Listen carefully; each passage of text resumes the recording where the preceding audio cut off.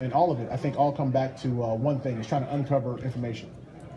As you get the information that you get, how you dissect it and what you look at is a different part of that process. I will say that we've made changes, we've made our adjustments, and I think we'll be more prepared this year because of the different time frame of me having the position for a year now instead of getting that appointment late February last year. Ray, Mike Patton said yesterday that Johnny's issues were deeper rooted than you guys realized. Do you agree with that? And when you look back and say, how did we miss that, or why did we misread it? I would tell you that one, I'm not a doctor, so I would say that whatever they uncover with Johnny is what they're working on, and to that degree, I think Pet said this yesterday, we understood what people would call red flags, and we made that decision as a Browns organization.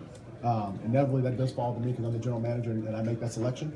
But we knew what those were, and good for him that he stepped up and said, I need help, and he's going to get the help. Ray, yesterday, plan in place for quarterback? Say it again? Do you have a set plan in place at quarterback for the future? We do.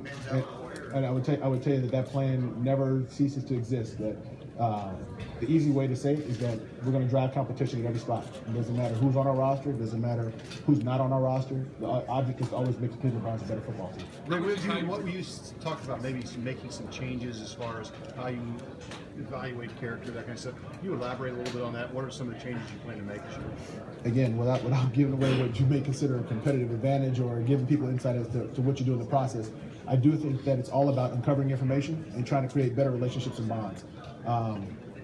Inevitably, everybody has a piece of this puzzle, so you only get information from people that are willing to share it with you. So the information that you get, you've got to be resolute as to what that is and how that comes about. So adding experience to our scouting staff, I think, was a major part of that. Guys that have existing relationships, long-standing relationships, you feel like you get a better take as to what you're getting and the quality of that information. Ray, do you plan on personally meeting with Hoyer soon?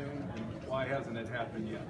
Again, I would tell you that the personal meetings that engage between me and any player are just that personal. I don't get into like who we're talking to or when we're talking to them. So I would graciously bow out of that question and tell you that if it happens, it would be for his camp to tell you, not me. Ray, what did the team learn about Isaiah Crowell and Terrence West as rookies, and where do you see them excelling, and how are they best utilized moving forward? I think their best utilization will be determined by John DeFilippo, our new offensive coordinator. And I think that we've discovered that we have two young backs that we think are capable of being players in the National Football League. How they utilize them, what runs they ask them to run, that'll be determined by the coaching staff. To that degree, it's about adding even more people to that mix to try to drive competition further for us on the scouting side. Ray, what is still an option to bring back? Every option is on the table for us. There's not one. There's trades, there's free agency, there's the draft. Every opportunity will be looked at in totality. How did it change? How you're going to proceed a quarterback next year change with Johnny going into everything? I would say that there is no change. From our perspective, it's all about driving competition. It's about finding any player that we think can help us make us a better football team. Is there enough in the free agency quarterback pool where you feel like you can get somebody to help you? I would tell you that there's always a pool of players out there. Just because one guy didn't have success in one place doesn't mean he won't have success in another. So it's about finding a guy with a resident skill set that matches who you want to be offensively, finding that guy and bringing him to Cleveland. Talk about Justin Gilbert and what's the outlook for him. And Mike told us yesterday that some of the issues run a little deeper than just attitude, maturity. Can you tell us kind of what's going on? Again, the conversations that Pet had with Justin were private, and the conversations that I had, I will remain those private as well. Again, for all of our players, I think the goal for us is to really push our guys forward and to make them the best well-rounded people and players they can be for the Browns. Ray, to follow up on that, one thing that Pet said yesterday was whatever this issue is, you didn't know about it before the draft, but he knew about it before you guys kind of had the breakup meetings. Can you give an idea when you guys learned about what was going on with Justin? I would say that you learn more information the longer you're with someone. So again, initially when Justin came to Cleveland, everything seemed standard. And then as times went on, the coaching staff became more aware because they probably spend more time with the players on a daily basis than myself or somebody from the scouting department.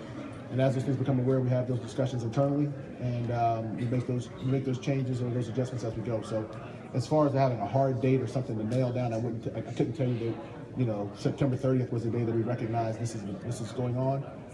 But over time, I think those things kind of played themselves out, and those conversations happened organically. Is it an issue?